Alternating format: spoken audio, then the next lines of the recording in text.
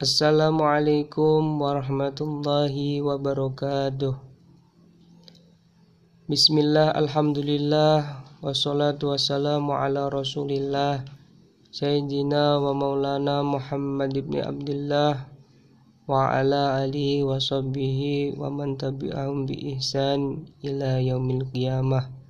Amma ba'd. Yang terhormat Bapak Muhammad Bahauddin Shum MPD selaku dosen mata kuliah Masail Fiqhiyah yang kami sayangi dan kami banggakan, teman-teman seperjuangan.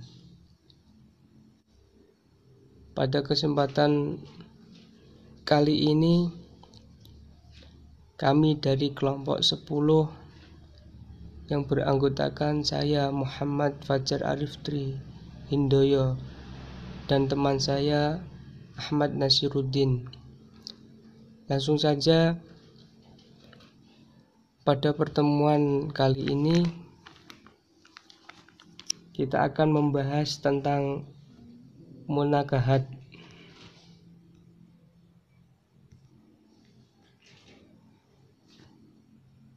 Suami yang enggan menafkahi batin istrinya. Batasan kewajiban memberikan nafkah batin terjadi khilaf di antara ulama mazhab al-arba'ah. Yang pertama, menurut satu pendapat Syafi'iyah, seumur hidup satu sekali. Selebihnya disunnahkan 4 hari sekali. Yang kedua, menurut Hanafiyah wajib tiap 4 bulan sekali. Yang ketiga, menurut Hanabilah wajib 4 bulan sekali bila tidak ada uzur. Dan yang keempat, menurut pendapat rajih dari Malikiyah wajib tiap 4 hari sekali bila ada permintaan dari istri. Allah Ta'ala berfirman, A'udzu billahi minasyaitonir rajim. Bismillahirrahmanirrahim. Nisa'ukum harsul lakum fa'tu harthakum anna syi'tum. Yang artinya, para istri kalian adalah ladang bagi kalian. Karena itu, datangilah ladang kalian dengan cara yang kalian sukai. Quran Surat Al-Baqarah ayat 223. Syekh Muhammad bin Saleh Al-Utsaimin rahimahullah berkata, Annahu idza ata ahli faqad ahsana ila ahli li'anna al-mar'atu indaha minasyahawati ma inda rajul fayatastahir rajul kama yashtahiha fa'idha ataha soran mahasanan ilaiha wa sora dhalika sodaqah. Jika seorang laki-laki mendatangi istrinya, hendaklah berbuat baik kepadanya, karena wanita memiliki syahwat sebagaimana laki-laki. Wanita juga mempunyai keinginan sebagaimana laki-laki mempunyai keinginan. Jika ia mendatangi istri dengan berbuat baik padanya, maka ini termasuk sedekah. Syarah Al-Arba'in An-Nawawiyah Ibnu Utsaimin hadis ke-15. Mengenai suami yang tidak memberikan nafkah batin karena alasan malas atau lelah, maka hal ini tidak diperbolehkan dalam Islam. Syekh Muhammad Mukhtar Al-Shinqiti rahimahullah berkata, An-nabbihul ulama ala dzalika lima fihi minal mafasid wal awaqibil wakhimah fa inal mar'atu takri zawjaha hina'id wa tahsi annahu yuridu qada'an hajata faqad wa annahu la yaltafit ilaiha wa la yuridu an yahzana ilaiha wa yakrimuha fi ashratihi laha falirabbima haqqat alaihi wa dakhala syaitanu bainahuma fa afsadaha alaihi ويشرع بناء على مقاصد الشرع العامة من حصول السكينة والألفة فعليه أن يأتي به المرأة حقها. Para ulama telah memperingatkan masalah ini karena ada mafsadah dan akibat yang buruk, yaitu seorang istri membenci suaminya ketika itu. Istri merasa suaminya hanya sekedar ingin menunaikan syahwatnya saja, tidak perhatian dan tidak ingin berbuat baik kepadanya, dan tidak menghormatinya dalam bermuamalah. Bisa jadi ia akan memusuhi suaminya, dan setan masuk kemudian merusaknya. Maka syariat dibangun di atas tujuan umum untuk menciptakan kerukunan dan persatuan hati. Maka hendaklah ia memberikan hak kepada istrinya. Sedangkan bagi suami yang memang mempunyai penyakit atau kekurangan yang memang tidak memungkinkan untuk memberikan nafkah batin kepada istri, hendaknya sebagai seorang istri haruslah bersabar.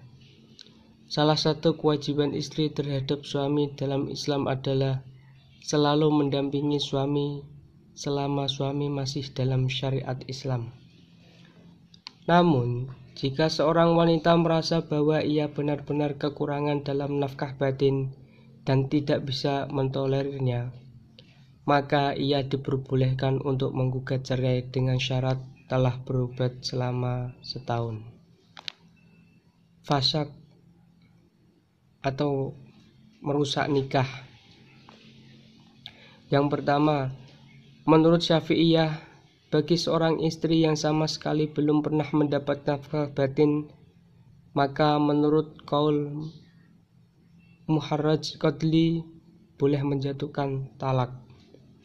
Yang kedua, menurut Hanafiyah, fasakh nikah boleh dilakukan oleh hakim bila suami belum pernah memberikan nafkah batin sama sekali dalam 1 tahun.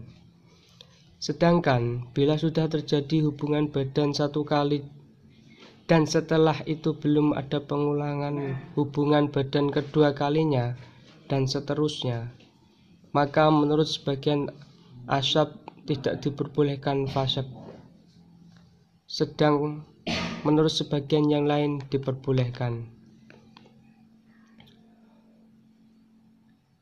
Dan selanjutnya, suami meminum air susu istri ketika bercumbu atau bersetubuh. Mubah meminum air susu istri dengan sengaja, sebagaimana mubahnya menelan ludah, keringat, air mata, dan air mani karena tidak ada dalil yang mengharamkan dan tidak termasuk najis. Meminum air susu istri hukumnya mubah, baik untuk kepentingan istimta', tadawi, atau kepentingan-kepentingan lain yang dibenarkan syarak, dan tidak ada konsekuensi hukum rodoah atau persusuan apapun, kecuali jika suami berusia kurang dari 2 tahun dan meminum minimal 5 kali susuan. Jika aktivitas meminum tersebut dilakukan secara tidak sengaja, maka lebih jelas lagi kebolehannya. Firman Allah, A'udzubillahi minasyaitonirrajim. Bismillahirrahmanirrahim. Huwallazi khalaqa lakum ma fil ardi jami'a. Artinya, Dialah Allah yang menjadikan segala yang ada di bumi untuk kalian. Quran Surat Al-Baqarah ayat 29. Air susu wanita yang dikonsumsi bayi tanpa ada celaan cukup jelas menunjukkan status kehalalannya. Namun, hal ini tidak bisa difahami bahwa air susu wanita hanya halal bagi bayi, karena tidak ada dalil yang mengkhususkan bahwa meminum itu hanya bagi bayi. Juga tidak bisa difahami bahwa air susu wanita hanya boleh dikonsumsi selama bayi dalam kondisi darurat, karena tidak ada dalil yang menunjukkan bahwa air susu wanita hanya boleh dikonsumsi dalam kondisi darurat. Menghususkan kebolehan memanfaatkan sesuatu atau membatasinya harus didasarkan dalil. Untuk pembahasan selanjutnya akan dilanjutkan oleh teman saya. Terima kasih. Assalamualaikum warahmatullahi wabarakatuh. Saya Ahmad Nasruddin di sini akan melanjutkan penjelasan yang dijelaskan oleh Mas Fajar, yaitu mengenai hukum-hukum pemdoa atau persusuan yang harus terrealisasi 2 syarat.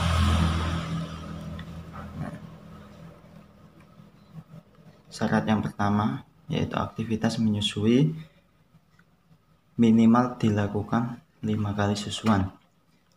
Artinya aktivitas menyusui yang cuma sedikit atau cuma sekali 2 kali yang tidak sampai 5 kali tidak dihitung sebagai aktivitas menyusu yang berkonsekuensi hukum. Ataupun hadis yang menerangkan tersebut adalah Hadatsana Yahya ibnu Yahya qala qara'tu ala Maliki an Abdillah bin Abi Bakrin an Amrata an Aisyata anha qalat kana fi unzila minal Qur'ani asyru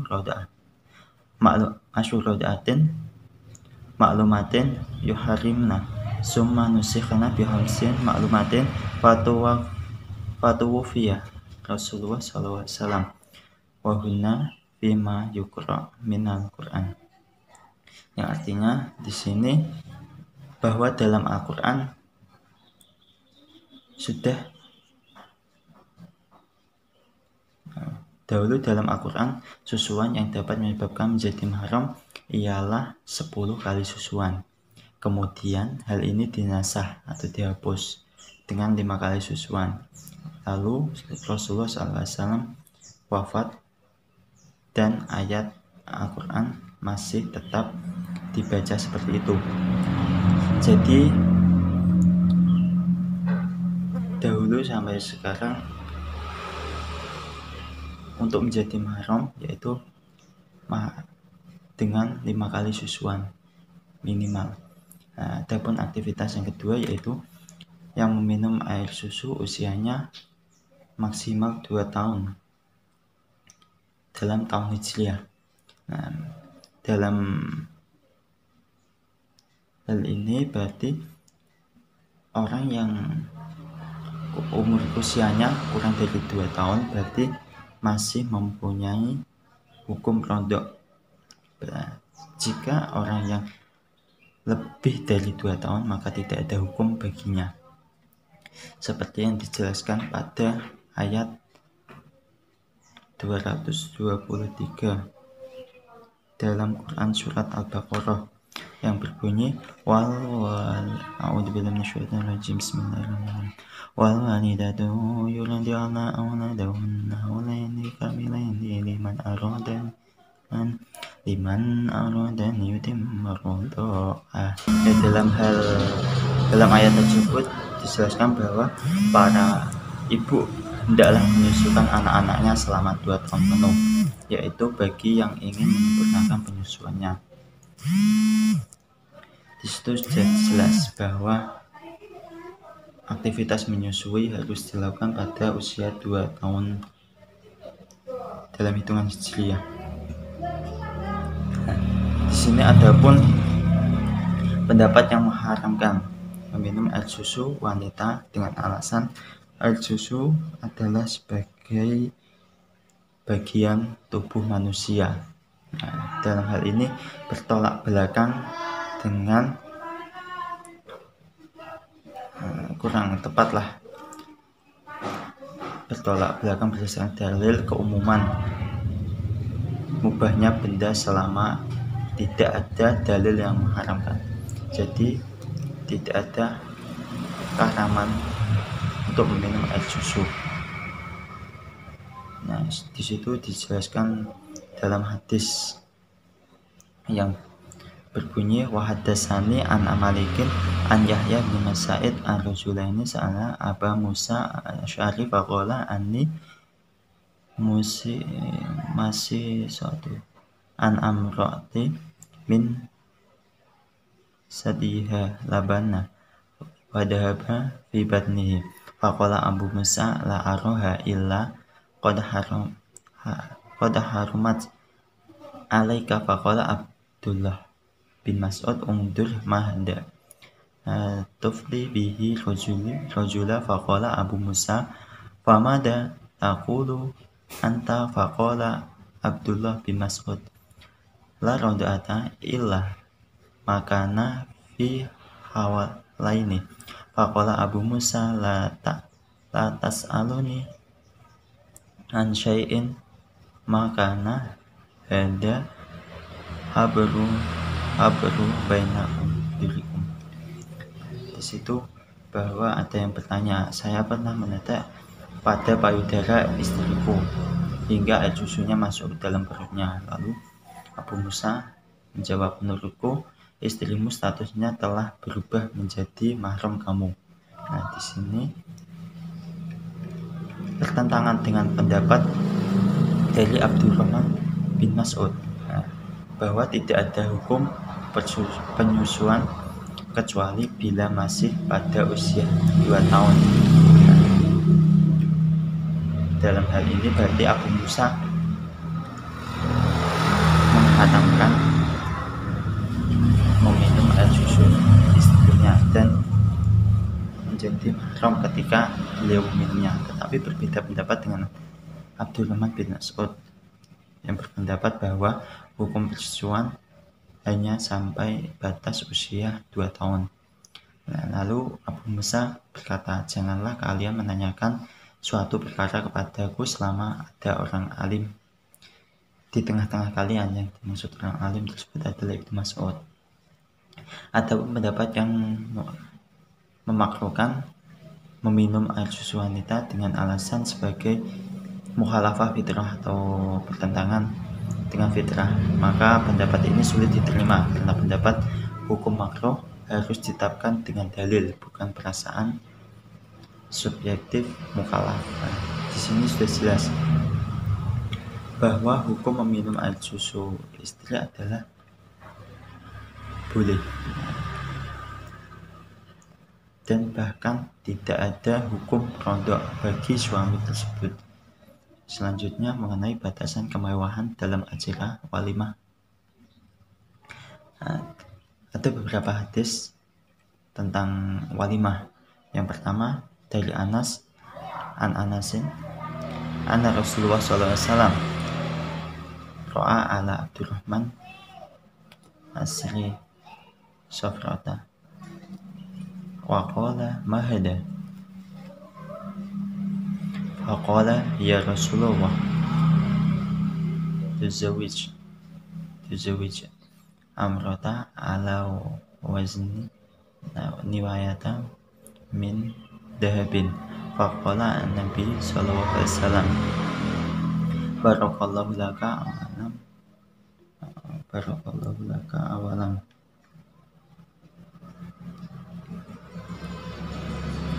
walau basyara. Nah, di situ dijelaskan bahwa ada seorang yang telah menikah dengan perempuan dengan mas kawin 1 biji emas. Nah, senilai 1 biji emas. Nah, lalu Nabi Muhammad SAW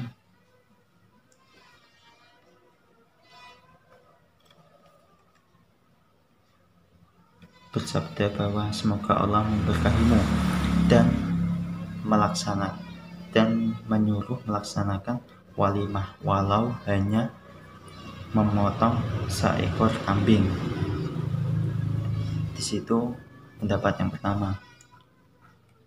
Adapun hadis yang kedua yang berbunyi haddatsana Muhammad bin Yusuf haddatsana Sufyan an Mansur ibnu Sofiyah an ummihi Sofiyah binti Syaibah qalat awalam an-nabi sallallahu alaihi wasallam ala ba'di nisaihi bimuddaini min syairin. Nah, pendapat yang kedua ini, nah ini bimudatin min syairin. Di situ dijelaskan hanya dengan 2 mud gandum. Nah, untuk hadis yang ketiga yang berbunyi hadasana Musadatin an Abdillah al-Waris an Syuaib an Anasin anna Rasulullah sallallahu alaihi wasallam taqa Sofiyah wa tazawwajaha wa ja'ala isqaha sadaqaha awalam alaiha bihaisin. Nah, di situ dijelaskan bahwa acara walimah hanya dengan bihaisin atau bubur haisah. Nah, itu pendapat yang ketiga. Ataupun pendapat yang keempat yaitu bunyi Anas bin Malik radhiyallahu anhu. Anas bin Malik radhiyallahu anhu yaqulu aqama Rasulullah sallallahu alaihi wasallam